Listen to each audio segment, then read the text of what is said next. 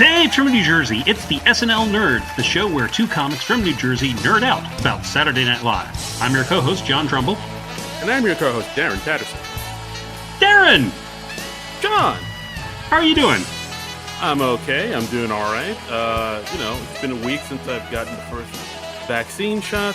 I feel good. I feel fine. I feel strong. No side effects. I have not grown a tail. I have not howled at the moon. I have not grown wings or horns. Haven't shot any lasers out of my eyes yet. So I consider the first shot a total success so far. Oh, you consider that a success? Okay. Yeah. I thought you were hoping to be mutated into an X-Man. You know what? I think like last week I said I kind of was a little bit, but now that I thought about it, I was like, that might. I don't know if I want to do that because, like, if I have the mutant powers, then I would have to use them to fight crime, and that sounds exhausting to me. That's no one has time for that. Yeah, exactly. It's like, do I have to stop, crime lords and people robbing banks? Well, that's going to cut into my SNL watching time and staring at my iPhone. And I mean, that's. I don't. No one wants that. I don't want that. No. That's your brand. Exactly. I got a Instagram account to maintain. I can't be all saving the world. 100%. Yeah. You get it. I get it. I'm picking up what you're putting down. Yeah, you're picking up what I'm putting down, right, Jack? Yep. My mom ain't raised no dummy. I dug her rat.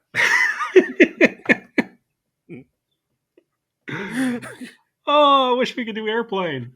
Oh, I wish. I've been looking for SNL connection to the movie Airplane for the longest, and I cannot find it. That's a shame. Damn it. Oh, that's a shame. What the hell's even the point of this podcast then? Exactly. What are we doing here? What is this? I don't know. What is this baloney?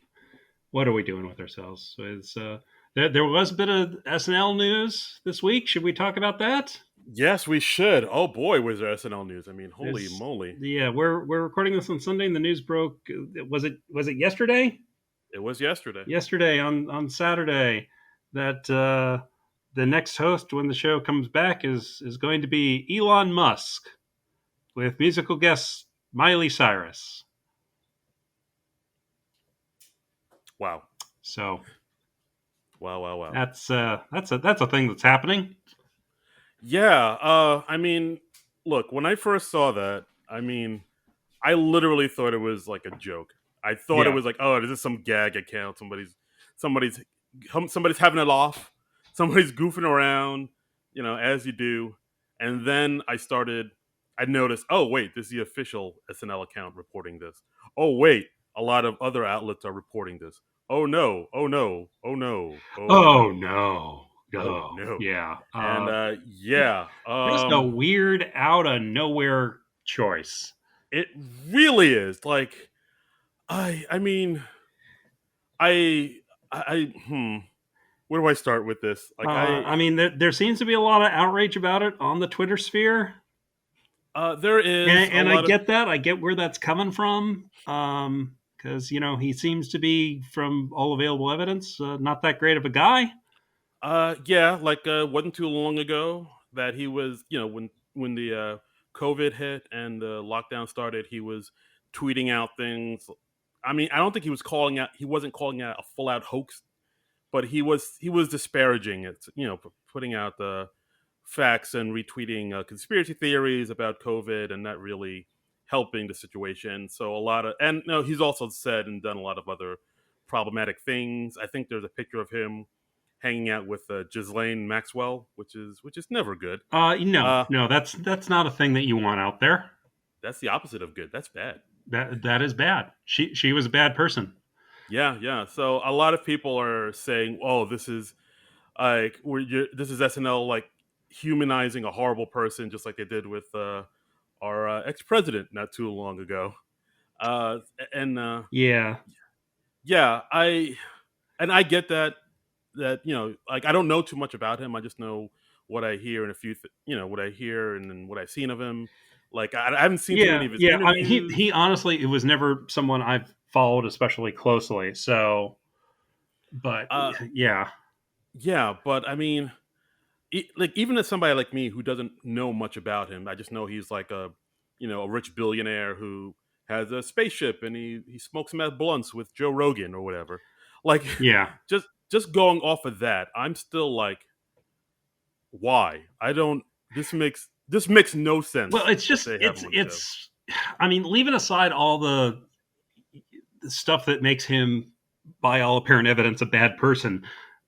It's just a weird, out of nowhere kind of choice, and it's always weird whenever they have a non actor or non performer host the show. Yeah, this just seems like a huge chunk of stunt casting to me. Like it's somebody, and also like whenever they have somebody who's just like really wealthy and rich, the odds are they're just not good performers. Like, I mean, of course, there's the Trump episodes. Hmm. There is the time when they had Paris Hilton host the show. Yeah, that was There was yeah.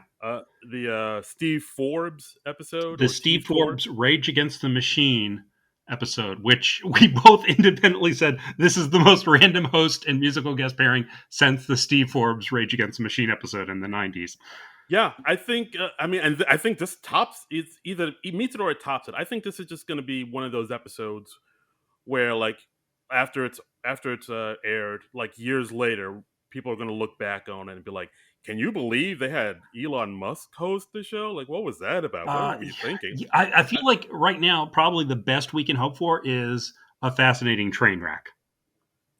You Yeah, I know? think. Yeah, I would say so. Because I mean, I mean, like, I mean, this guy Elon Musk, he doesn't have. He hasn't really. I mean, he has appeared in a movie. He has some acting chops. He was in Iron Man 2. I believe we talked about off Yeah, mic. he has a cameo, and with what, like the two lines or something? I don't know. Yeah. So, like, I mean, he's not an actor. He's not a singer. He's not a performer in any sense of the word. Uh, I mean, like, I mean, you that's not know, a good start, right there. yeah. I mean, and Um, and like, there have been people who aren't performers who have done well. There have been one like politicians. Like, there have been a yeah, few that have done okay, but I mean, I don't know. Like, why? I mean, to quote the Lauren Michaels, why now? Like, who is this for? Like, who is this? Who like what audience are they trying to appeal to? Because yeah, like from I what don't I'm know. seeing on Twitter, like everybody is like thumbs down on this across the board. Yeah, I mean, and I realize like Twitter is not the entire world, but yeah, it does not seem to be going over well in the Twitter sphere. Yeah, it seems like the people who are okay with this are kind of like maybe edge lord trolley dudes that just like to like start shit. This doesn't. I mean, look, it is possible that he could be good at sketch comedy and he could be apt and capable. I mean, anything's possible, but is it likely?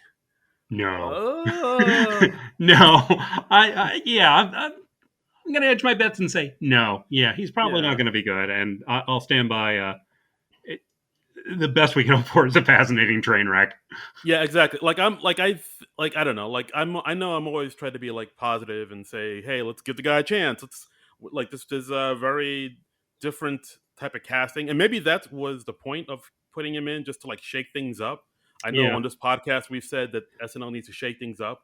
I mean, this is not what we meant when we said that, No, but I like mean, hey, I'm all for new people hosting the show, but I mean, there are so many great performers who I feel like would kill it as SNL hosts. Um, I mean, like Rachel Bloom would be an incredible SNL host. yeah, he would be Terry Crews fantastic. would be an incredible SNL host. Yeah, he Um, would be. I mean, there are other people, but I mean, Yeah. those two. Let's start with those two. Yeah, let's start there and build. But yeah, Yeah. honestly, both of those choices are amazing. People have said that Miley Cyrus should just pull double duty and host and do the musical guest. I'm okay Yeah. with I mean, that.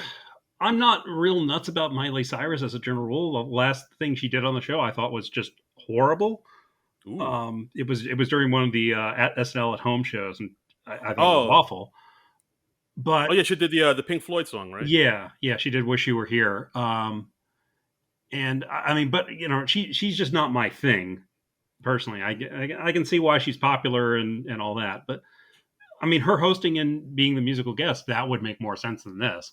Yeah, like she was in that Black Mirror episode, and she's performed. You know, she was Hannah Montana, so she has a history and a background of performing and acting and stuff. Yeah, So, yeah, but yeah, this Elon Mustang, I don't know. I got a bad feeling about it, boss.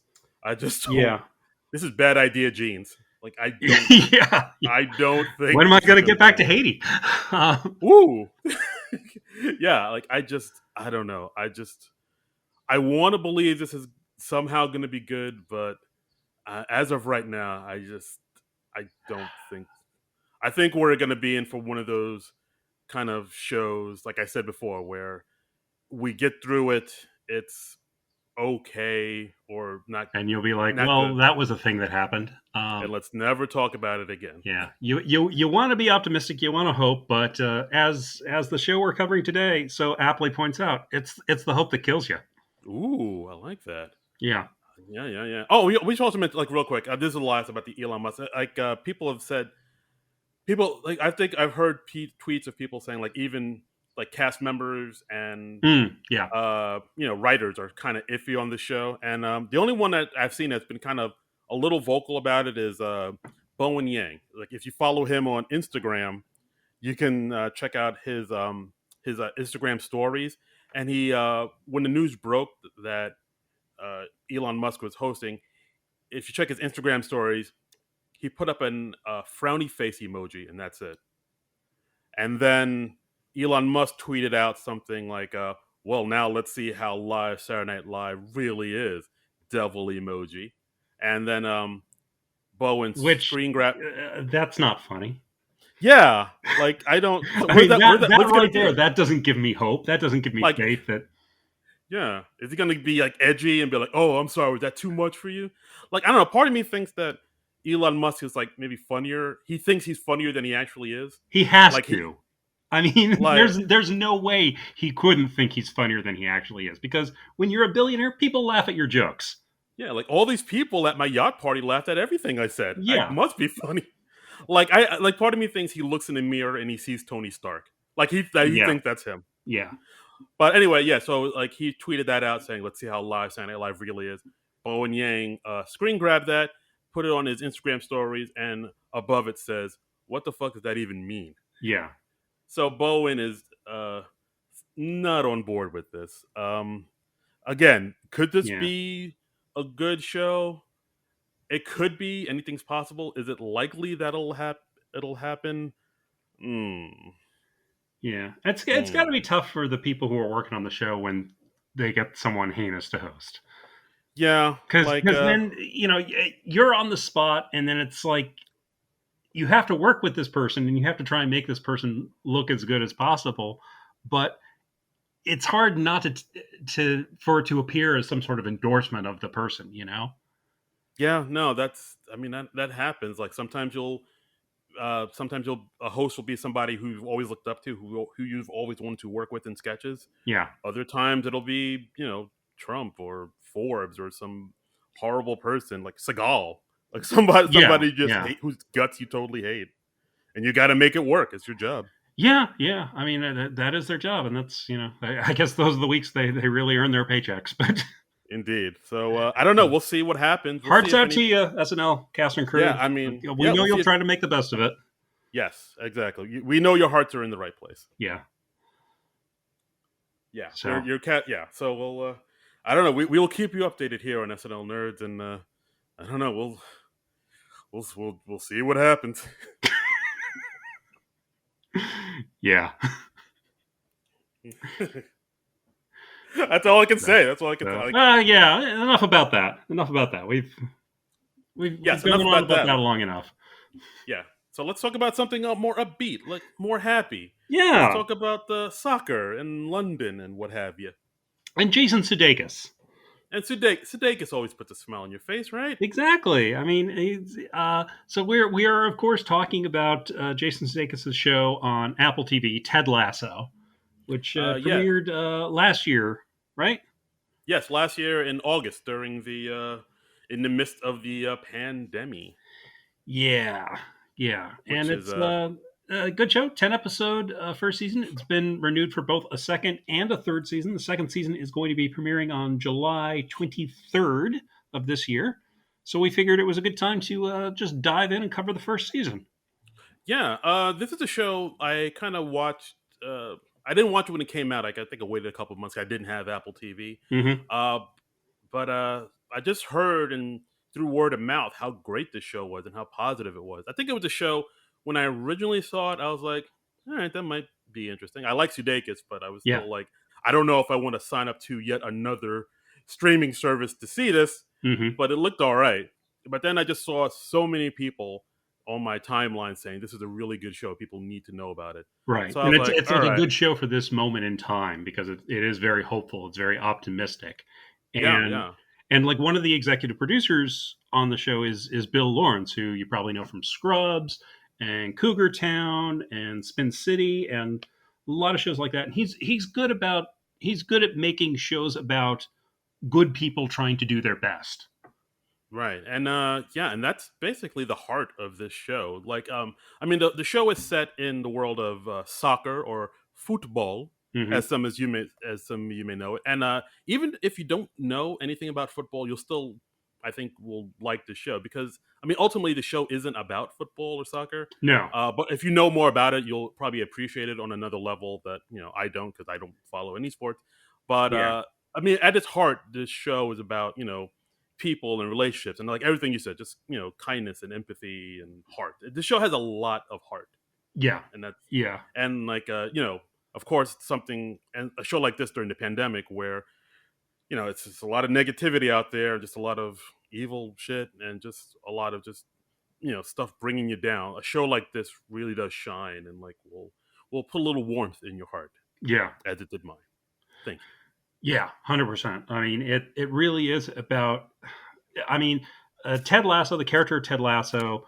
This show has an interesting genesis because it started out as a series of promos on NBC Sports when they got the rights to the Premier League of UK soccer. Right, right. So they wanted to basically, from what I've heard, NBC Sports, they wanted to figure out, well, how can we advertise this and get American fans to watch this soccer get these soccer matches because famously, America really doesn't care about soccer. No, it's huge everywhere else in the world, but it's just never really gotten. Forgive the possible pun, a toehold here in America. You know. Yeah, exactly. Yeah, it's basically like the Russell Peters of sports. Okay. Just you know Russell Peters, right? The dude who's like big everywhere except the U.S. Really. Vaguely. I mean, Oh, that joke would have hit harder if you knew who Russell Peters were. yeah, I know the name. Okay, but yeah. So basically, NBC reached out to Sudeikis about wanting to do some ads for NBC Sports for this to promote this Premier League. Hmm. I think they from what I've heard in interviews with Sudeikis, they originally wanted it to be like more of an American coach type of thing, like like the stereotypical screamy coach. And Uh, it's interesting. I went back and I watched some of those NBC Sports promo clips, and you can see a little more of like sort of a Mike Ditka type of character yes, yes, in the absolutely. original Ted Lasso. There's more of an edge to him. Yes, that's exactly what they wanted. But then I think between that and there, like Sudeikis kind of wanted to take the character in a bit more of a different direction. Hmm. So he called in two friends of his, Brendan Hunt Yes. and Joe Keeley. Oh no, Joe Kelly. I'm sorry, my mistake. Brendan Hunt he knew from Boom Chicago, where they met in Amsterdam, I believe, which is Yeah, yeah. I saw this. I saw Brendan Hunt. He was guesting with Seth Meyers, and he was talking about this. And apparently, Brendan Hunt became a huge soccer fan when they were overseas in Amsterdam. right. So they were part of this comedy and improv troupe, Boom Chicago, where Seth Meyers was there too. They were working together, and also Jordan Peele was also in Boom Chicago as well. Wow. So yeah, yeah. So Brendan and Jason became good friends there. So they stayed in touch, and I believe Joe Kelly was also a writer on SNL, and so he called the two of them to sort of create and help sort of mold this character of Ted Lasso for the NBC sports ads.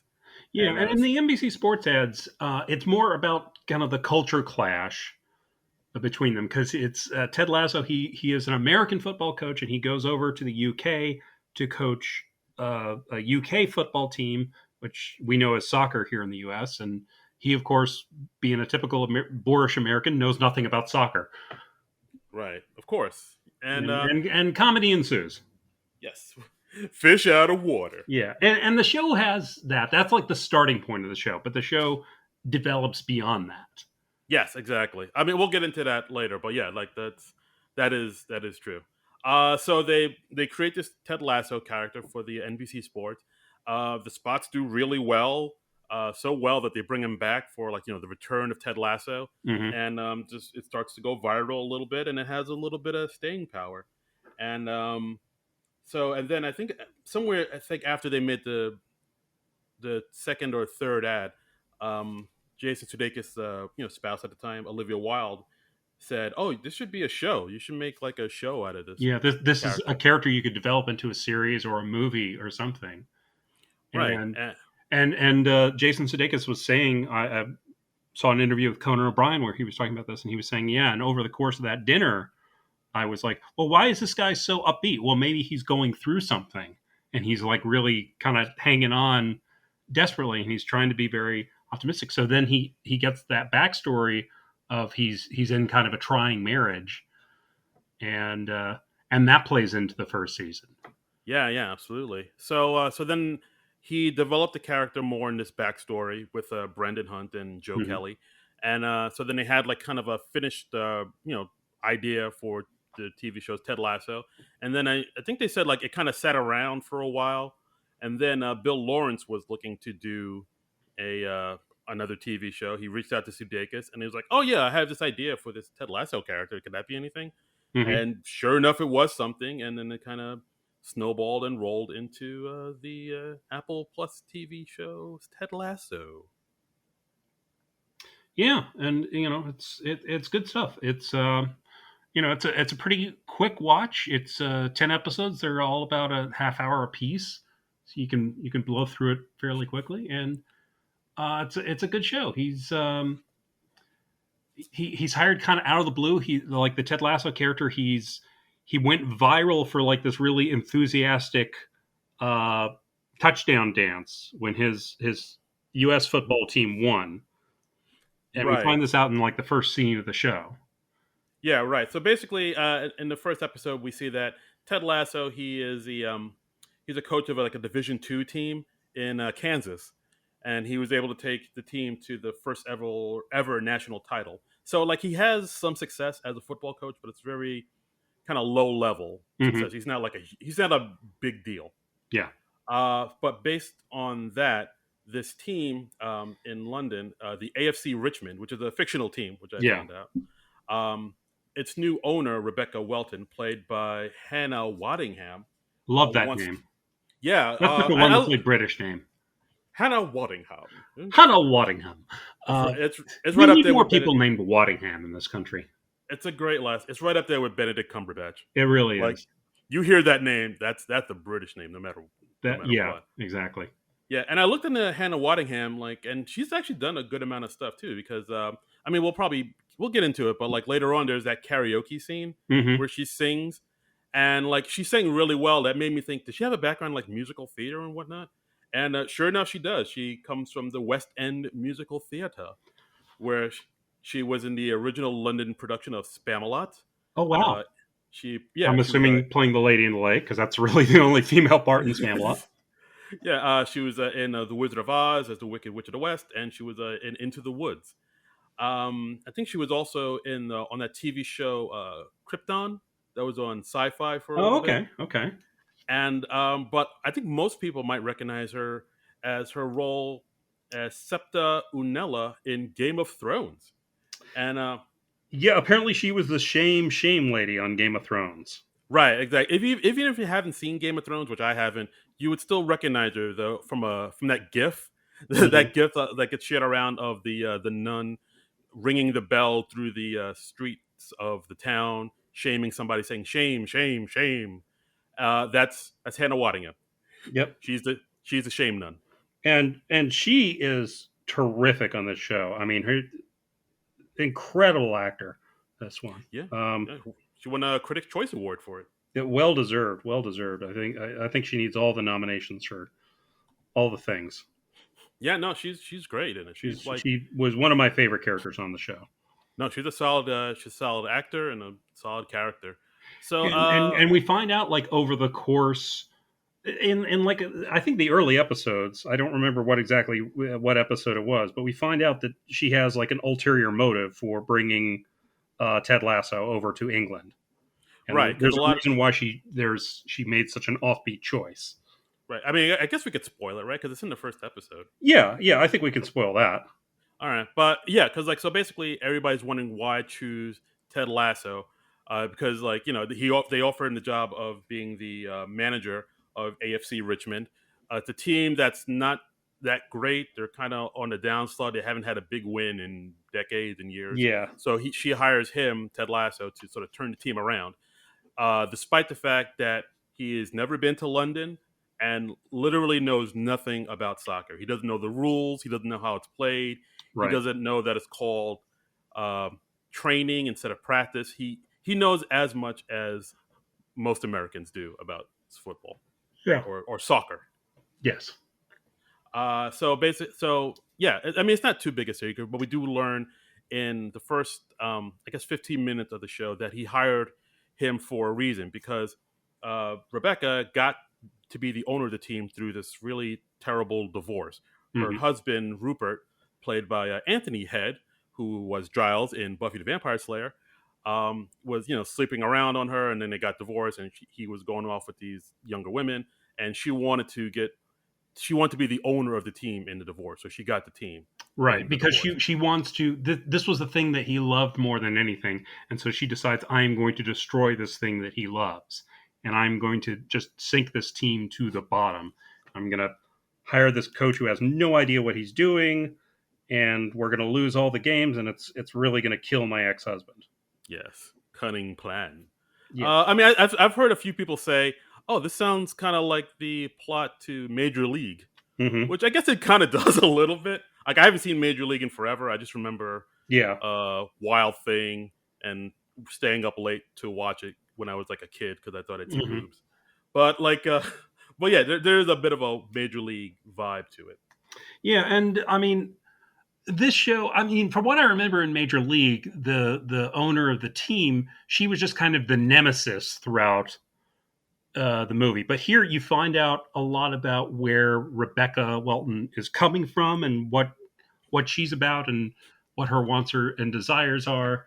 And so she's a much more fleshed out character. She's a three-dimensional character. Yeah, I think that's another thing I really love about this show is that it does a good job at like subverting your expectations Hmm. because you see Rebecca Welton at first glance and you think, oh, she's going to be like the hard edged, cold as ice, no nonsense boss lady. Right. And throughout the show, you learn, oh wait, no, she is a little bit of that, but she also has like a softer side, and she's actually really nice, and she doesn't Yeah, have a and hard she has reasons to be the way she is. I mean, because exactly. Or she's gotten a raw deal in many ways. yeah, or like another character is Nathan who plays the Kit Man, who's kind of like he's like kind of like the cleanup guy, the assistant on the team. Hmm. Like when you first see him, he's like kind of meek and he's always apologizing and he's very like soft spoken and he gets afraid of around the other big burly players, and you think, oh, okay, that's like the weakling of the show. I get it. But Yeah. then as the show goes on, you learn like, oh wait, no, he actually knows a lot about the sport and he's Right. I mean, actually he getting knows more than either of the two coaches at the beginning of the season. right exactly. So like I do like how like once you're introduced to a character, you think, oh, all right, this character is the so and so of the show. Like this the typical stereotype of the show. Like, oh, that's the dumb one, that's the hot one. But Hmm. then as the show goes on, you see more dimensions to them. Like I really enjoy that. Yeah, yeah. Like I think And there are some players who are sort of problematic. There's a character, Roy Kent, who's played by Brett Goldstein, who is this. guy who was like the star player years and years ago, but he's getting a little over the hill, so he's kind of past his prime, and he's having a tough time dealing with that. And then you have like the new young hotshot Jamie Tart, who's played by Phil Dunster, who's the up and comer guy, but he's not really a team player. He's like a showboat, and he wants to do everything himself. And those Exactly. two guys clash big time. Right. So also about the character Roy Kent, he's played by Brett Goldstein. Something I just found out this morning. He's also a writer on the show and Mm-hmm. the executive story editor on the show. So to have him like as a actor in the show, I was like, wow, that's interesting. Yeah. And also, the character of Roy Kent is based on an Irish footballer named Roy Keane, who Yes. played in the Premier League from '92 to '06, and was famous for his crazy temper and aggression, both on and off the field. Yes, yes. And let's see. I think there's another major character is Keely Jones, is played by Juno Temple, who's the girlfriend of Jamie, the young hotshot player. And Jamie. she is a model. She's like a page three girl. And again, it would be very easy to just have her be like just the bimbo or just the girlfriend, but she's got a lot more going on than that. Yeah, like I think there's one point where she talks to Rebecca at one point, saying, "Oh, what are you famous for?" And then she says, "I'm famous for almost being famous." Like Yeah, she's aware of like her status in the world, which I right. thought, oh, that's She's smarter interesting. than she needs to be, both as a Right. person and as a character, I suppose. Yeah, and I would also say the same thing about Ted Lasso too, because like when you first see him on the show, and he introduces himself to other players, he's very friendly, very outgoing. He has that southern accent. Yeah. He literally says howdy when he meets people for the first time. It's like, hey, howdy, y'all. Like, Hmm. so at the first time, on first meeting him, you think, oh, he's like the country bumpkin. It's going to be like a fish out of water story. It's going to be like you know, a King Ralph or something, like where Yeah, he's and gonna, there is some of that, but it doesn't go all in on that. yeah, like he's like you, like I think because like they do the thing where you think he's going to be one way, but then you realize there's more to him than that. Like he's aware of how he comes off. He knows people think of him as like some dope, some simple hillbilly because he's positive and Uh, he's like outgoing and he has a southern accent. He knows, oh, I know how people perceive me, but like I'm not gonna let that get me down. I'm still gonna be who I am. Like there's like I thought that was a really interesting touch too about like him because like I said before, like usually in sitcoms, people fall into these archetypes. Like, oh, that's the dumb one, that's the snarky one, hmm. and like when somebody's like the dumb one in sitcoms, like who's the dumb one in a sitcom, like Joey on Friends, or maybe Hmm. Andy Dwyer on Parks and Rec. They're always kind of oblivious to how people perceive them. But Ted's not. He's like, yeah, I know how you think of me. I'm not as dumb as you think I am. Yeah, So and I thought that was he interesting. actually, I mean, he's dumber in the original shorts, like because he's like there's a thing where they hit the ball over the goal, and Ted's like, "Hey, touchdown!" because he's still thinking of American football, and they're like, "Oh Right. no, Ted, it has to go into the net." And Sudeikis said when they were developing the TV show, they were like, "Okay, well, he's seen Sports Center, he has to know at least that much."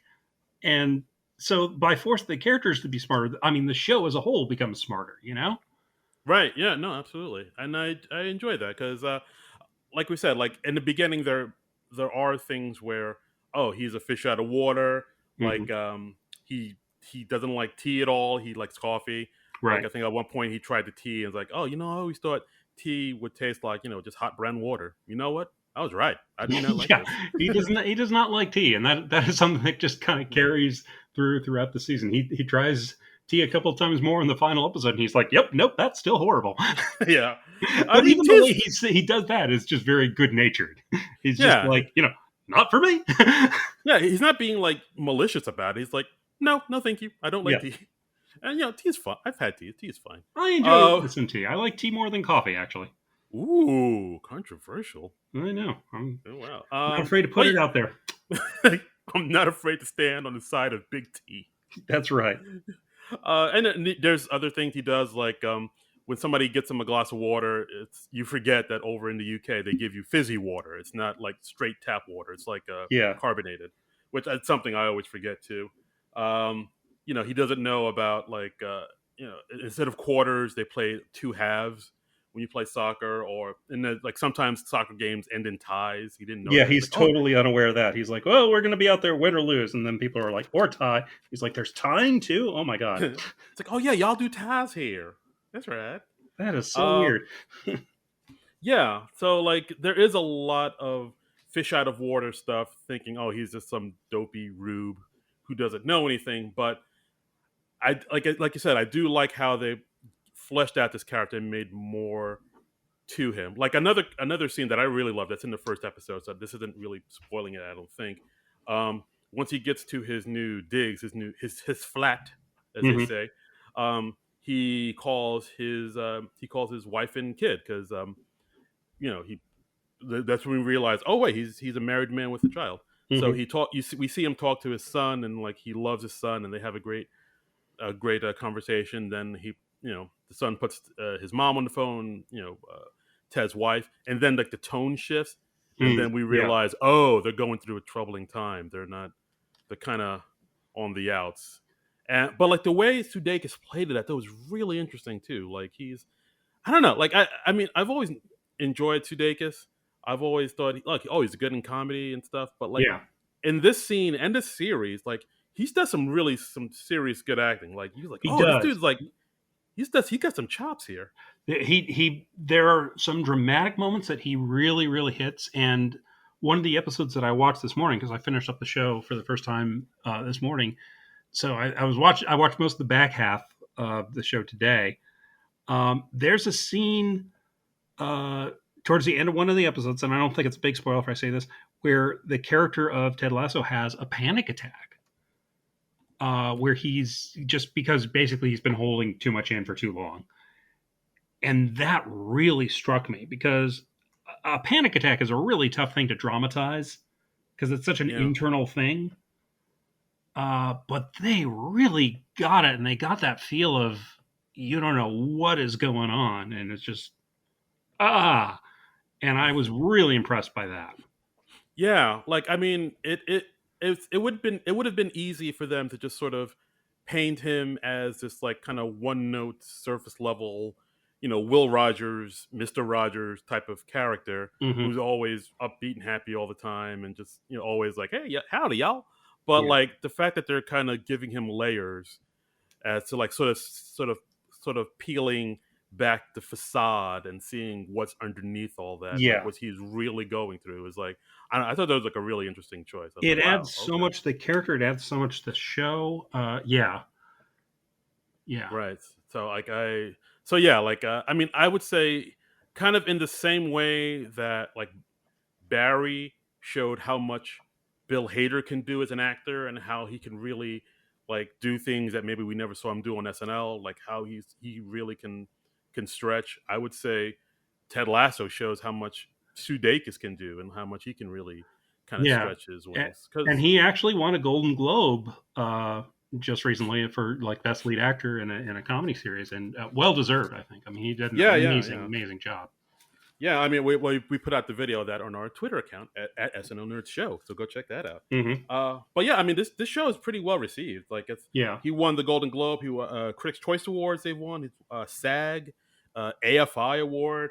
I think it won for Best New Show AFI, and WGA, the Writers Guild, gave it some awards as well. So yeah. I'm this glad it's getting recognized. I'm glad it's getting the appreciation that it deserves. I watched the first episode and I was like, oh yeah, this is pretty good. I'm enjoying this. This is all right. And by the second episode, I was like, yeah, I'm all in. You've got me. You hooked me in. So it hooks you in pretty quickly, I think. right. I mean, well, for you, what do you think was it that hooked you in? Like, what was it like? Oh, all right, I need to watch more of this. Well, I mean, the main thing I remember on the second episode, the subplot with the biscuits, and the second episode is also called Biscuits. Right. Um, Directed by Jersey's own Zach Braff. Zach Braff, who of course lead actor from Scrubs, and so he goes way back with Bill Lawrence. Apparently, he just happened to be in England uh, at the right time, and so they let him direct the second episode. And Zach Braff of course has a directing career as well as an acting career. So, and he did a Yeah. really nice job with that episode. Um, so yeah, I mean, I think the second episode it's still setting up a lot of the show. Right. Um, and That's you're still getting a feel for the characters, but it really wins you over the same way that Ted Lasso does as a character on the show, because he's just such a guileless kind of guy. He doesn't have a mean bone in his body, it seems. right. Yeah, I think that's a thing that hooked a lot of people into this. Just like the themes of just kindness and empathy throughout the whole thing. Um, there's at one point there's a news reporter Hmm. who's like spends the day with him, Trent Trent Crim, Trim. the Trent Independent. again another that's super British name. Yeah. And like he kind of comes in not wanting to cut Ted Lasso some slack because because like he knows how much his team means to everybody, and the fact that it's being handed over to this American who knows nothing about soccer is abhorrent to him. Right. But like by the end of the episode, Ted Lasso has won him over because you see he's really a person who cares about people and cares about uh, you know wanting the best for people and wanting to give and And he empathy. cares more about like the team getting along and functioning well than if they're winning or losing all their matches. So he's unusual in that regard. Right. I mean, well, that's something they also address in another episode towards the end, Yeah. where they're getting close to relegation, which is a British thing I did not know until this show. Yeah, Uh, I had no idea what relegation was. I'd never heard of it before. So I actually had to stop the episode and Google what is relegation, because they didn't really explain it until late in the series. yeah, I didn't know what it was. I thought they would. I don't. What did it say relegation is? Because I thought it was like a thing where, like, maybe the team would just like be disbanded or something. Well, Or apparently, if you're at the bottom three at the end of the season, you are relegated into a different division. oh, So they mix it up, and so that apparently adds more suspense later in the season. So if like the team AF what are the initials AFC. AFC Richmond, like towards the end of the season, they are they're like just right on the cusp of getting regulated. So if it goes their way, they're going to stay in the Premier League. If not, they're essentially like downgraded to the Championship League. Oh, so like it'd be like a major league team going down to the minors. I think something equivalent to that. Yes. Huh. That's interesting. All Yeah, right. yeah, and that's. I mean, it's a standard thing over there. We don't really have an equivalent over here, but Okay. Yeah, that was the one thing that kind of threw me. I was like, so like at the end when they were fighting to stay out of relegation, I was like, oh, does this mean like they're over? Like, like everybody just has to yeah, go yeah. home? No, I mean it doesn't mean that the team is going away. It just means that they're in a different division, so that their Hmm. circumstances have changed, and I guess their record is not as good as it was. Interesting. And I was Okay. just like, wow, I didn't even know that that was a thing. But Wow. what do you See, know? this show educates and informs. Correct. Right. Wait, no, those two things are the same. I meant to say it entertains and educates. Well, that too, sure. Yeah, yeah. But yeah, I mean, back to the team. Or back to the show. What else did we talk about? I guess we could talk about the players. I Yeah, like how this is like a very multicultural team. There's a yeah. one player, Sam Obisanya from Nigeria, Hmm. which my wife likes. There's another player from Wales. There's Danny Rojas from Mexico, who they got in here. And another just so cheerful and so enthusiastic, you just can't help but love the guy. Football is live. Yeah. He comes in about a third of the way into the show, and you're just like, oh, he's so sweet. He's such a sweetheart. I mean, there are just the sheer number of sweet characters on the show. It's just really nice. Yeah, I mean, there's him. There's a player from Montreal. They got Zorro. Hmm. There's just and of course, like we said, Nathan, who plays like the Kit Man, who's just Hmm. like has a lot of heart. Yeah. We haven't mentioned what was it? Rebecca's assistant Higgins, Yes. who again, like he kind of comes in and you think he's like, oh, the put upon lackey. Yeah, I Of, mean, you think he's going to be kind of like Ted on Scrubs, where the joke was basically, how much he's abused, or like Smithers on The Simpsons. You yeah, think it's that exactly. going to be that sort of character, but there's more to him than that, and he gets more development later on. Right. He's the director of football operations. Is Mm. the put But yeah, like you said, like you think he's going to be like the lackey, like the Smithers, but then as the show goes on, you see, oh wait, no, there's more to him. Yeah, Again, this show does a really good job of like knowing what you think each character is going to be and do, just because you've seen enough yeah. sitcoms and like the archetype. I guess if that's the right word. Yeah, Of I mean, all the characters, they defy your expectations in certain ways, and there are some relationships that develop among the characters that you don't expect. The Keeley, the girlfriend of one of the players, and Rebecca, they end up forming this unlikely friendship, and that's a lot of fun to watch. Yeah, I didn't see that coming at all. I just Yeah, thought, like, oh, okay, so now they're buddies, and yeah, yeah, they start Keeley off as like you said, like kind of like the it would be easy to write her off as like the bimbo type of character, like 'cause she's like an Instagram model sorta who like right. I think promotes. they say she's a page three girl. Yes, exactly. Yeah. But then Which, she which, ends if up. if our American listeners don't know what a page three girl is, I don't think they still do this in the UK, but they would have a thing in all the UK papers where they would have a picture of a topless woman on page three Oh, of the paper. really? Yeah, There's just boobs in the newspaper like that? yeah. It was just like this culturally accepted thing. Like, do you remember Samantha Fox, the musician? Oh yeah. She was a Want page to three have some girl. fun? Wow, Yeah, wow. I think that's how she first like made her name. And like a lot of UK models, they come up and as page three girls, and I think that's a thing they stopped doing. I don't know. Okay, because it's just like, oh, you can just be famous by showing your boobs in the Yeah, paper. let Like, me see. oi, gents, here me boobs. Let's see, page three. Wow, I did not know this.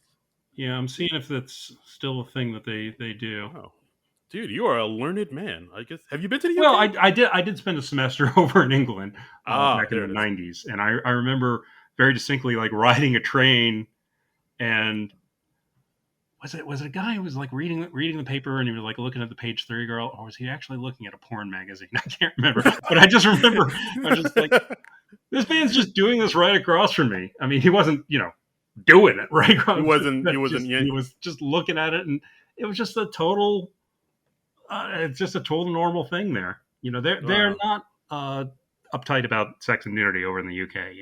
Yeah. The line Not the way between we are.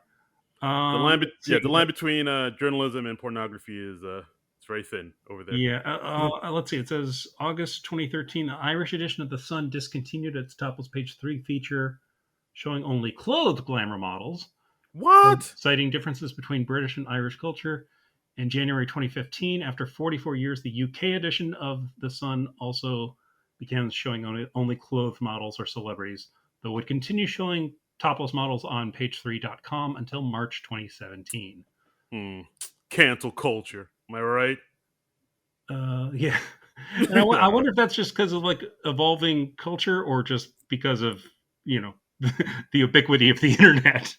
yeah. Oh yeah. Oh yeah. That's right. It's like, oh yeah, we can see boobs anytime we want. Yeah. Um, I got boobs on me mobile. Exactly. Mobile. Yeah. I guess it's not the novelty that Yeah. it once was. Yeah. It's I guess a boob. It's like, oh, boobs used to be so special. Now it's now it's oh But dear. anyway, okay. Enough about that digression there. Okay. Yeah. Sorry. Whoa. What were we talking about? Well, it used to be a standard thing in the UK and not so much anymore. Wow. All right. Wow, I did not know that. Thanks for letting me know about that, man. Well, yeah, sure. Yeah. Well, Wow. you've got some interesting Google searches ahead of you, I guess. Oh, I do. Oh, I do. Yeah. Oh, we should talk about. Have we talked about Coach Beard? Yeah, we haven't really talked about Coach Beard much. He's the assistant coach. He and Ted Lasso go back, and he's a real taciturn kind of guy. Yeah. Like. I mean, I guess in my A mind when I first taciturn. Is that how you say taciturn. that word? I think so. I tried to Uh, say that word so I sound smart and I mispronounced it, so I sound dumb. it's You like don't let me. say much. That's what I was trying to say. You don't talk so much. No. Yeah, like their relationship is basically. It kind of reminded me of a Jay and Silent Bob a little bit, where because Uh huh. like Ted Lasso is very talkative, and Yeah. Coach Beard. Like, we don't even know his first name. It's just Coach Beard. Yeah, that's Um, true. And he's like, Brendan Hunt, who is also like a co-creator and on the show, he was in the original shorts as well. So he yes, goes yes, back. you see him. So like he's like a very stoic person. He does Hmm. talk from time to time, but for the most part, he just kind of like will nod or Yeah, just kind of just give you a stare, he and says a it's lot with very little. yeah, it's pretty hilarious too. Yeah. Like there's something about that that I really dug. I don't know. I thought it was a great character, and like you can definitely see like the relationship or like the chemistry between him and Lasso is like is real, just because the two people have known each other for a while now. So Hmm. that back and forth they have is like really like oh, all right.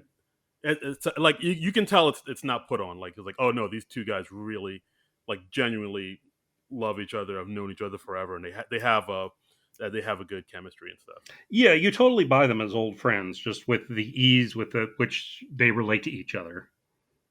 Yeah, yeah, no, it's pretty great. Like, I didn't know anything about this guy. This what was it? Brendan Hunt. Like, Hmm. he kind of reminded me of somebody I thought I've seen before. And Hmm. like, I looked it up. Yeah, he had like a small part in We're the Millers with Sudeikis, and he had a small part in Horrible Bosses too with Sudeikis. But yeah, this is like kind of his first really big thing. I mean, he's written Hmm. and been in a few things here and there, but like nothing like I guess on this level. Yeah, yeah. So it's a bit of a breakout role for him, and he really kills it. He does a great job with it. Yeah, yeah, no, absolutely. What else we could talk about? I guess we could talk about maybe Jamie Tart, played by I think he said Phil Dunster, Hmm. who is like the young up and coming guy who he's very arrogant, very full of himself. He's by far the best player on the team. And Um, he knows it. yeah, and he knows it. And you know, and it is easy to kind of write him off as like again the show does with their characters. It is easy to write him off as like oh the young arrogant hot shot who's handsome and sleeps with all the women. And I mean he is that, but then later on in the show you realize oh he does have a little bit more to him, and he does have a little bit more layers to him Yeah, than and you you thought. you realize the reasons why he's that way. Yeah, like So yeah, again the show does a good job of showing you why each character is the way they are, right. which I greatly appreciate. Hmm. um let me think what else we could talk about this. I mean, well, I mean, as much as we're saying how much we like the show, there are a few things I thought weren't great. I guess you could say. Oh, okay. Um, Well, let's hear I, this. I mean, there were a few parts that were I thought were kind of cheap. I guess like cheesy a little bit here and there. Hmm. There was what like if you remember the one episode, I think it's called For the Children, where it's like a big benefit dinner. Yeah, they go to a That charity event, and it's like a big deal charity event, and it's a lot of pressure for Rebecca, the team owner, because this is the first time she's really been in charge of the event on her own. right, Um, because usually her ex husband Rupert, played by Anthony Head, mhm. usually headlines it. So this is the first time you know he's not doing it, Right. but it turned out. Well, I guess I could spoil this. I It turns out he does show up, saying, "Hey, everybody, it's me. I'm here," just to Hmm. sort of, I guess, you know, embarrass and twist the knife a little bit on his ex-wife. Which I don't know. I part of me thought like the way Rupert is he was kind of like a little cartoonishly evil, a little Okay. bit. Yeah, I can It's see that. yeah, He's because I mean definitely the guy who's easiest to hate on the show, I would say. yes, yeah, absolutely. Because like he's a guy where like everybody loves him because he's very charming and very quick and all that stuff. But you know, of course, behind the scenes, he's doing things that are a little bit underhanded, and he's like being very what's the word I'm looking for? Like a lot of passive aggressive. Yeah, you're like, yeah, I Yeah, know I'm doing this to be a dick, he's but I'll twisting the knife a lot of yeah, times. which And which he's is also like since he's left his wife Rebecca, he's gotten like a new younger model, literally a younger model, also named right, Rebecca. So right. who's played So by a famous UK model, Keely Hazel or Hazel. yeah, yeah, yeah, Keely Hazel. or Yeah, Hazel.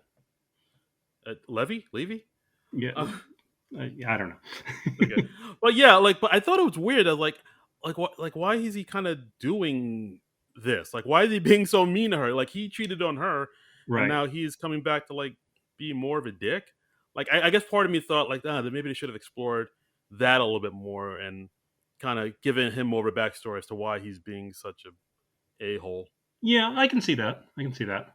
Yeah, and so also basically what happened also in this big dinner, Robbie Williams, who's a big deal in the UK, was supposed to show up and perform, but he backs out at the last minute, leaving Rebecca kind of empty-handed without a performer. So Ted Lasso runs out and gets this one-man band that Mm. that performed in the park. He's like a street performer. Yeah. Yeah, some street performer, and like he brings him in. It's like, oh no, we got this one-man band. He's gonna kill it. And so, like, without any other choice, they put him on, and he plays, and he's good. Yeah. But I don't know. Part of me was like, he's like, apparently, like, everybody in the room is so impressed by him, like, almost immediately. They're like like everybody just attacks the dance floor, and a big party breaks out, and everybody's like, yeah, one man band guy, and like everybody, like, he just, it went over it went over a little bit too easily for me, I guess. Mm. Okay. You know what I mean? Like, it just, like, he just, like, played one song and everybody's like, "Yeah, this guy rocks." And Hmm. it turned out into like a beer commercial where everybody just like gets down on the dance floor and boogie oogies. Okay. So that moment didn't really work for you.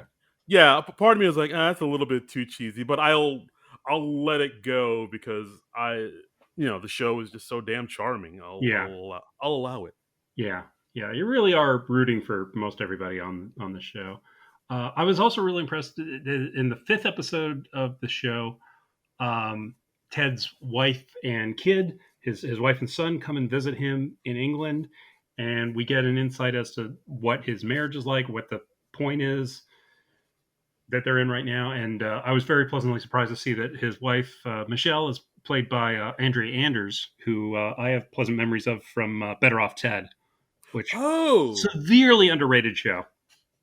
I've heard. I mean, yeah, that's a show that, like, I've heard so many people say you need to watch this show. ABC Yeah, did it dirty, but like I haven't gotten around to watch it. But like I've heard numerous people say, yeah, this show deserves way more than it got. yeah, great show, Okay, I great will show. watch Yeah, that. definitely worth checking out. I'm not sure where if Better Off Ted is available or streaming anywhere at the moment, but I would guess Hulu because it seems like a lot of ABC shows are on Hulu right now, but I could be yeah, wrong. it looks like it's on Hulu, Amazon Video on Demand, Microsoft Movies and TV, and iTunes. So Right. yeah, Um. it goes back about 10 years, only 2 seasons, 26 episodes, but well worth checking out. It's Andrea Anders, Jay Harrington, Portia de Rossi, Jonathan Slavin, Malcolm Barrett III. Slavin. Yep. But yeah, I really like that episode too because again, we see some really dramatic acting coming from Sudeikis in a few of the scenes he has with his wife. Because Hmm.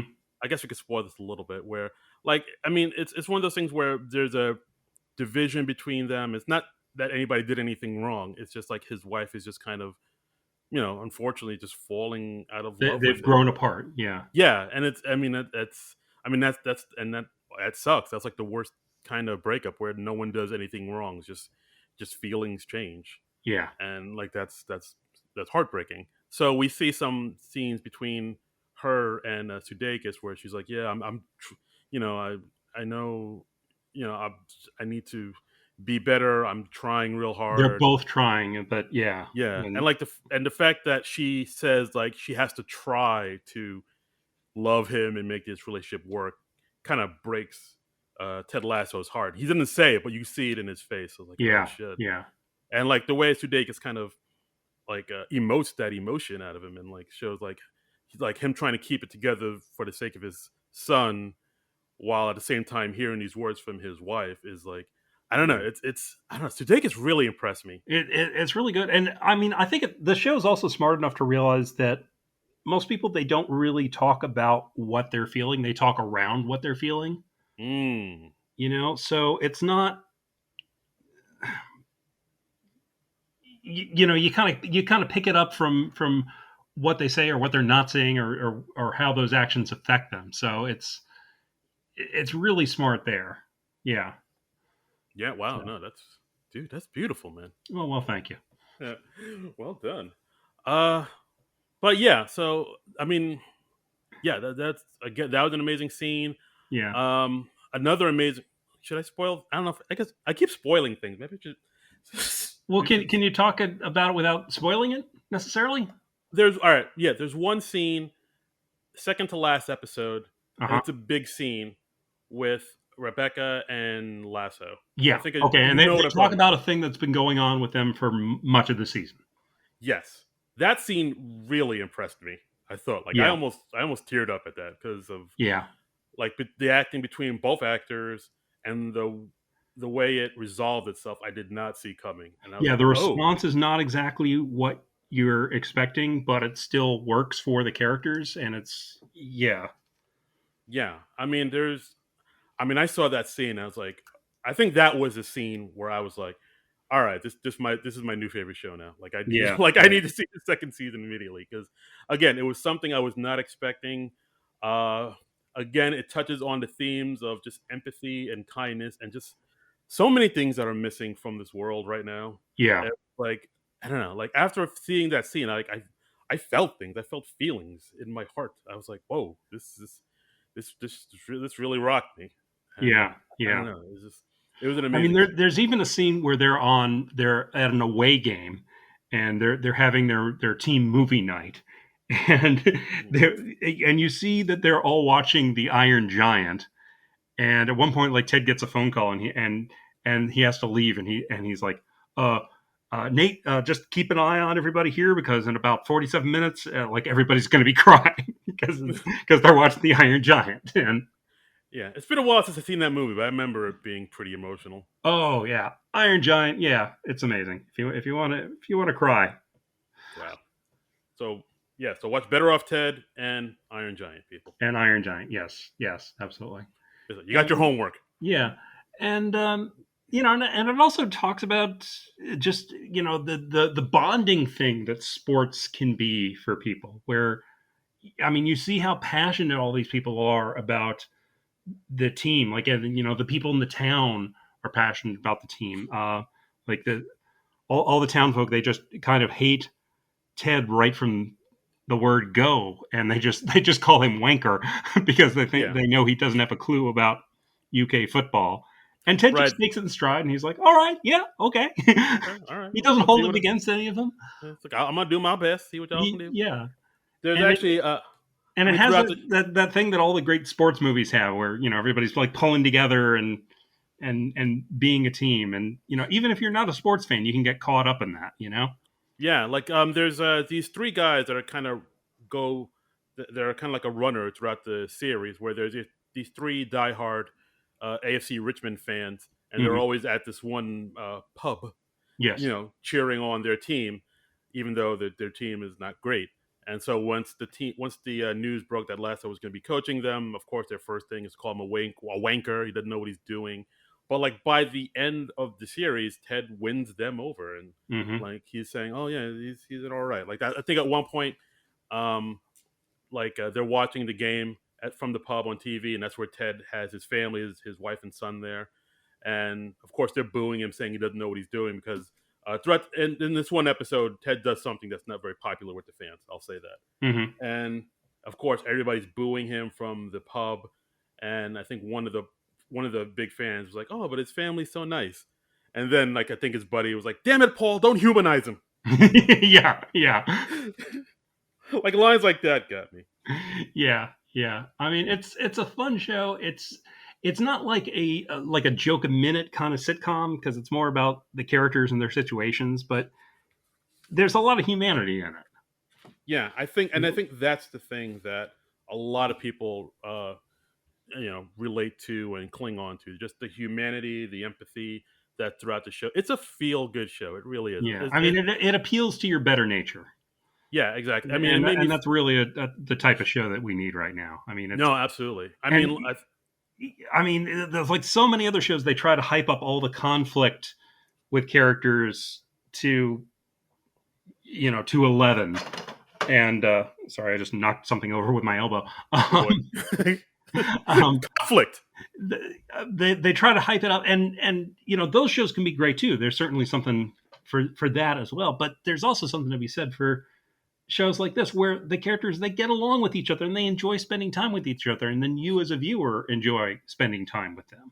Right. I mean, there were shows like The Good Place or Hmm. Schitt's Creek or what's the other show? Like, Parks and Recreation, like those feel good Right. shows. I mean, I think that's the thing that's the reason why I love this show so much. Because I think I watched it a couple months ago and I talked about it on an episode briefly. Yeah. And I think that's when we were in the It wasn't middle. briefly, but yes, you did talk about it on Oh, it. okay, it wasn't. Yeah, John, what is time? What is that's time? true. That's true. But yeah, I mean, that's the thing that like the reason why I kept coming back because it made me feel empathy and warmth and like again like I think we watched this we were in the middle of the pandemic Hmm. of course the election was still going on and George Floyd and this pandemic and there's Yeah. just negativity everywhere and like Yeah. you look online and we kind of live in this world where just being negative and cynical and hateful and spiteful is like the thing to do and people are getting Hmm. rewarded for it and it's very it can definitely bring you down like my spirits were down in the dumps for a little bit just because this world is just such a dumpster fire Yeah. and then It watching gets this very draining. Yeah. yeah very much so like for a while I just wasn't watching the news I wasn't watching anything that could just bring me down just because I just felt so drained and just so depleted I was like I can't God, this world is just like I don't know what to do anymore. But then I started watching this show just because I saw so many people talking about it, and it helped me. It helped me like kind of help me feel again. Like it definitely it just put like a warmth in my heart. I was like, oh yeah, this feels like empathy, kindness, just you know, lending somebody a helping hand and Yeah.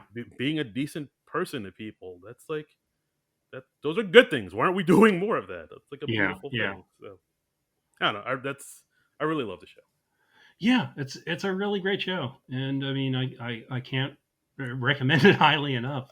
Yeah, I mean, the only thing I think that might hurt it is the fact that it's on Apple TV Hmm. a little Yeah. bit, which is I don't know. I mean, like just because there's so many streaming services out there, but like the three streaming services that most people have are like Netflix, Hulu, and Amazon. I'd say Right. Yeah. everything else is not. People are like, "What is that? How do I download it? I can't find it." Like, and it And seems like and Apple TV, it doesn't have a real a whole lot of selection yet. I mean, there's the morning show, and like a few other things like For All Mankind, but still not a whole lot. It doesn't have the same amount of content as like a Netflix or a Hulu at this point. right. Like, I mean, there's the what else is there? A movie we talked about, On the Rocks, with Yeah. Bill Murray, and a show I'm starting to get into right now that I just watched the first episode, Mythic Quest, just because I've heard good things about that, and I enjoy. It's Always Sunny in Philadelphia. So, like, I saw the first episode, I liked it. I think this might be the new show I watch. So, Mythic Quest, Raven's Banquet is good too. But anyway, I'm getting off topic as we do. But yeah, like I think Ted Lasso is such a strong show that if it was on like a more popular streaming service or just on network TV, I think it would be way bigger Hmm. than it Yeah. is now. Like, because I mean, I would put because like if you think of other shows like Schitt's Creek was on Pop Network, and it was out there for a while, but people really didn't know about it until it came onto Netflix. Like Dan Levy or Levy has said that. Cobra Kai that was on YouTube Red, and for a while, and no one knew about it until it came on Netflix, and it blew up. Like Right. if I think if like Ted Lasso was on like a more well known streaming service, like everybody would be talking about it. I think it's that strong. Yeah, I mean that's kind of the problem with entertainment these days is still a very fractured entertainment landscape because like Netflix was the company that really kind of cracked the whole streaming thing, and Right. we're still at the point where everybody else wants to get on board with that. We got Disney Plus, we got Hulu, we got Apple TV, we got, I mean, there's so many different, Paramount Plus, which used to Yeah. be CBS All Access, and Disney Plus now, you're right, yeah, and we've had a few others that have like fallen by the wayside. So like Tubi. yeah, exactly, and so things are still kind of settling, uh, but I feel like I had a point here, but damned if I know what it was anymore. Guys, call in. Let us know what John's point was. Yeah, but Uh, yeah, it should be a bigger show than it is, but it's maybe a little bit overlooked just because not too many people have checked out Apple TV yet. But yeah, you can do like I think a sample month for it, and you can certainly check out the show inside of a month. yeah. Like hopefully the word gets out more. Hopefully, maybe people check out the other stuff on Apple TV, and Yeah, I don't know. I don't know. Like I think part of me hopes, well, maybe it'll get picked up on Netflix and more people will see it. But also, I yeah, think the fact that something else I've noticed, like everybody is constantly using Apple products throughout this entire series. Like anytime anybody uses a laptop or a phone, you're sure to see that Apple logo. oh So sure, yeah. Well, yeah, of course, that's I I get mean it. that's so not surprising. I don't think I even really noticed it. Yeah, no. If you do a shot every time you see the Apple logo, you'll be good and sloshed, as they say in the UK. Okay. I guess Well, they say that's that. I don't know. a little fun drinking game There from you your go. friends at the SNL Nerd Show. Yeah. So, but yeah, I don't know. If guys, spread the word about it. Check it out. Sign up for Yeah. the I mean, free. I'm definitely looking forward to the second season premiering in July. Um, Bill Lawrence has said, I think on the Scrubs podcast, that the show isn't going to continue on after season three, just because of Mm. Jason Sudeikis' availability. But they have a conclusion in mind, and I don't mind if a show has a shorter run if it's all really good, if it's consistently good, you know. Yeah, no, that's totally fine. I mean, some things weren't built to last for 3 or 4 or 5 or whatever seats. Sometimes, if Yeah, you have like a beginning and an end of a series, I respect that more than you just kind of drag out the series until like you run out of ideas and yeah, the and then magic half the just isn't there. cast leaves, and Yeah, and then you're in like the later season of Happy Days, and nobody wants that. yeah. No one wants to see Fonzie jump over a shark. No one wants that. No, no, No one wants a time traveling Happy Days gang or whatever they did. Oh, maybe I think about the cartoon. that was the cartoon, and yeah, don't particularly want that either. Lord no, Lord no. That's do you remember the name of Fonzie's dog on that cartoon? Uh, you do? Mr. Cool. Jesus. Somebody had a deadline. I watched the opening of that show on YouTube not too long ago. That's the only reason I know that. Good Lord. Oh boy.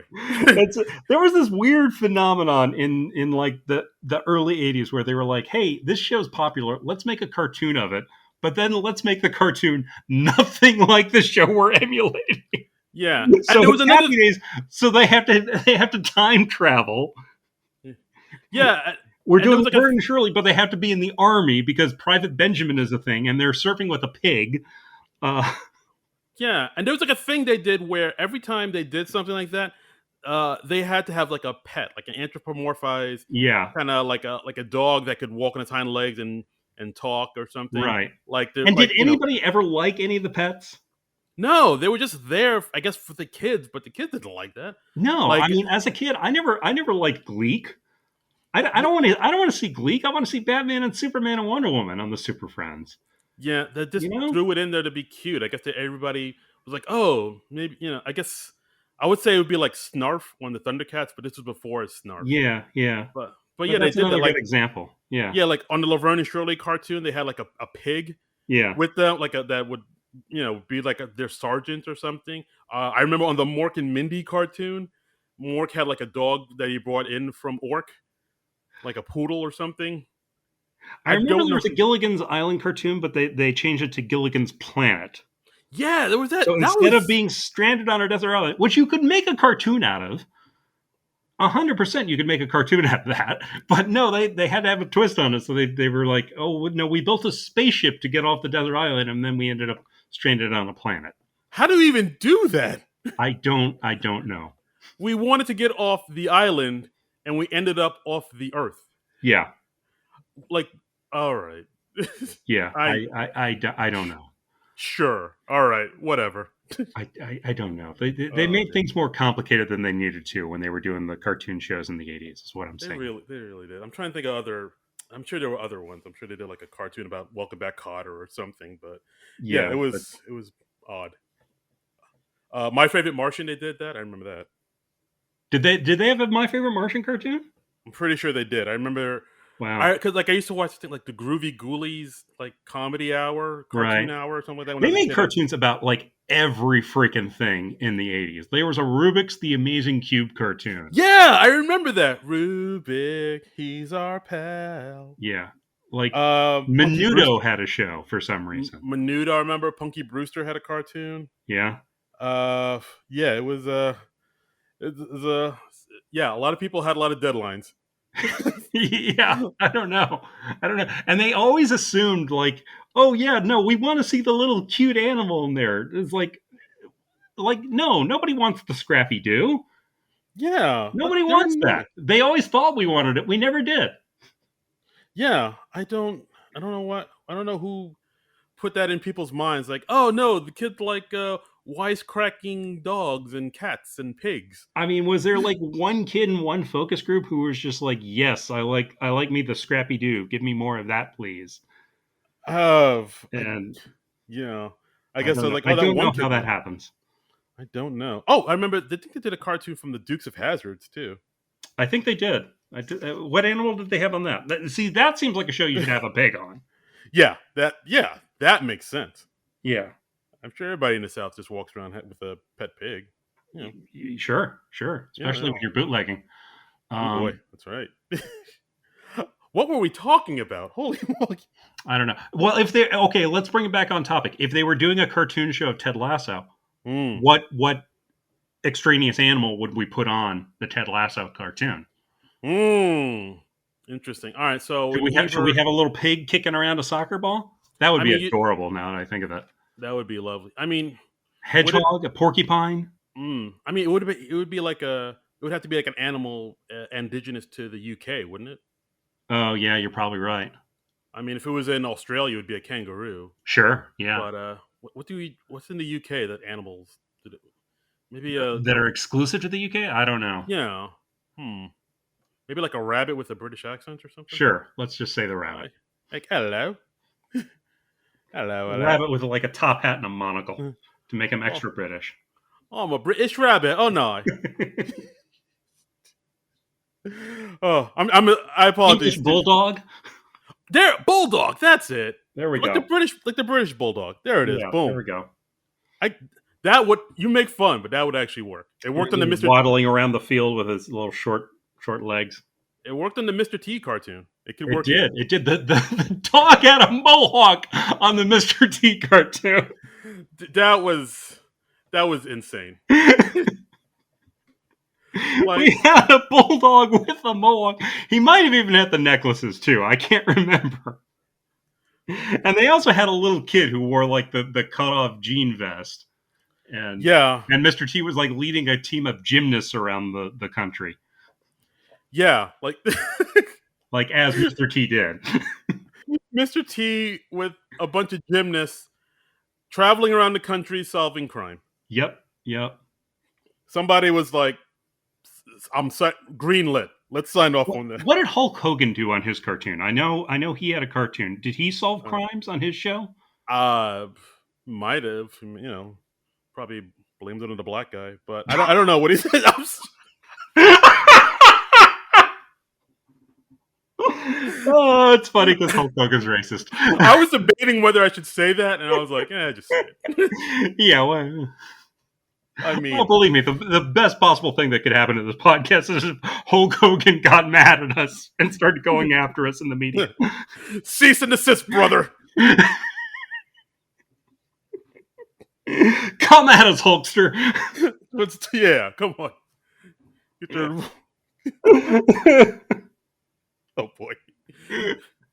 I'm not afraid of him. I don't even remember what happened on his cartoon. Yeah, I'm not afraid of him. His cartoon was terrible. It's like, all right. I'm assuming. I don't know. Yeah. I saw ads for the cartoon. I have no idea what his cartoon entailed. Hulk Hogan's Rock and Wrestling. That's what I'm looking up here. But yeah. Oh, well, I take it all back. I don't You fear know any what? I man. just remembered Richard Pryor had a show, a Saturday morning show called Oh Pryor's yeah. Place. Yes, I remember that. It was like a live action type of thing. Pryor's Place. Yeah. I Uh, guess because of Bill Cosby and Fat Albert or something. yeah, but I think this was like more serious too. It wasn't Oh, as like. okay. I mean, it was. They had jokes here and there, but then sometimes it was a very special episode. And this was like after the freebasing incident, right? Uh, yeah, yeah. I think it was like in the '90s, See, right? that's weird. Yeah, a little. You think it should be during the free pacing? Well, no, not during, but it's just that's not the order that you would expect that to happen. You know, Yeah. Oh wait, no. It actually wasn't the 1984. 1984. Okay, yeah. Oh wow. All right. I thought it was. Wow. Yes. So First episode. it's Richard Pryor kind of on the downward slide. It's like the toy Superman 3 Richard Pryor. Yeah. First episode September 22nd, 1984. Final episode December 8th, 1984. So wild success that It one. was a wild ride. A wild ride. Oh boy. Oh boy. Uh, Okay. Well, uh anyway, they made a lot of weird cartoons in the 80s, you guys. yes. Yes. Absolutely. Ted Lasso. Anyway. So don't watch any of those. Watch Ted Lasso. Yeah. Also, another thing I liked about the Ted Lasso, I'll Yeah. say real quick before we wrap up. The theme song. I really dig the theme song. And you know who was involved with the theme song? Mumford. Ooh, Mr. Carey Mulligan. Yes. Yeah, like I it's like like that guy. He's he's got it a going on, man. he's a good bloke. Him and the Sons. Yeah, like when I first heard it, it kind of sounded like maybe something from like a Tom Petty type of vibe it had. Uh-huh. So Yeah. I thought maybe it was like some American rocker, and turns out it's Mr. Mumford over here. Yeah. Yeah. So Yeah, it's a good tune there. yeah, absolutely. So yeah, overall, um, I really like Ted Lasso. It's not a perfect show, I mean, but I would say, it's the first season. No, the first season of any show isn't perfect, but like this show has a lot of heart Mm-hmm. and just really it touches on things that like I haven't seen in a lot of shows in a while. Just like I said Yeah. before, like empathy, kindness, just being a good person to people, just turning the other cheek, like Yeah. just And it and they made an interesting show out of all of that stuff. I mean, it's not necessarily you wouldn't think it's like cinematic or very dramatic, but no, they made it work, man. yeah, just the themes of forgiveness and love, and like again, like I said, even if you don't follow football or soccer, like Yeah, I I mean, don't. neither one of us are sports fans, so Yeah, but either way, I think you'll love it because it's not really about soccer or football. It's about no. I mean, human. there's very few episodes where like the result of the latest match is all that relevant. There's maybe Right, 3 episodes out of the 10. right. No, absolutely. So yeah, it's not really about football. It's just about people, and Yeah, so I mean, I can't recommend this show highly enough. I really dug it. yeah. I'm really looking forward to it. It's second season premiering July 23rd, 2021. So you got time to catch up on the first season, and yeah, check it out and let us know what you thought of it. Yeah, absolutely. I think we also put out on the Twittergram that Hmm. we were doing this. I mean, let me see if some people said anything. I We think had we we got had a a little response. I think we got a tweet or two. We did. I know Nick Store had something to say. Uh, Uh, Not that I'm seeing that right now. Kind of got buried uh, into all the Elon oh, Musk stuff. yeah, that really. Oh boy. Mm. Mm. Yeah, my uh, old my college uh, roommate Scott Hume says I love this show so much and thrilled that season 2 is coming soon. I will be curious to hear your thoughts since you both talk often about how you are not sports ball fans. yes, you don't. Yeah, but we're not. But I can still enjoy a good sports movie. I mean, you show Yeah, me Rudy, I'm going to be bawling at the end like any carbon-based form of life. god damn straight. I love A League of Their Own. How about Yeah, that? a league of their own. I mean, Yeah, that was shot in Evansville, Indiana, the town where Scott and I went to college. We nice. we both passed up a chance to be extras in that movie. What? You could have been an extra in A League of Their Own. We could have been. We could have been. We were both tired and hungover, That's fair. so we didn't do it. And also, it was 1990. Who knew? Yeah, exactly. Avoid the clap, Jimmy Dugan. Exactly. That I line mean, still makes me smile. God damn. oh yeah, it's Uh, Marla Hooch. so What a hitter! Yeah. All right. So Nick Store tweeted us saying, "Here's my thoughts on Ted Lasso. You think that episode 1 is a little corny. By the end of episode 3, you realize they got you. It was a Yeah. long con over 3 episodes, and now you're hooked. Sure, it's funny, but it's not the comedy that makes it a winning show. It's the heart." Couldn't agree more. I only disagree in that I was hooked by the end of episode 2. But yeah. All right, fair enough. And of course, our good friend Nettie Bumpercar says Ted Lasso is the best. I can't wait for season 2 to come out. As to Elon, a whole bunch of meh. Yeah, and our friend Manette Marati says, "I'm just hoping that the wholesomeness of talking about Ted Lasso overpowers the stink that comes from discussing who's hosting." And I hope we pulled that off.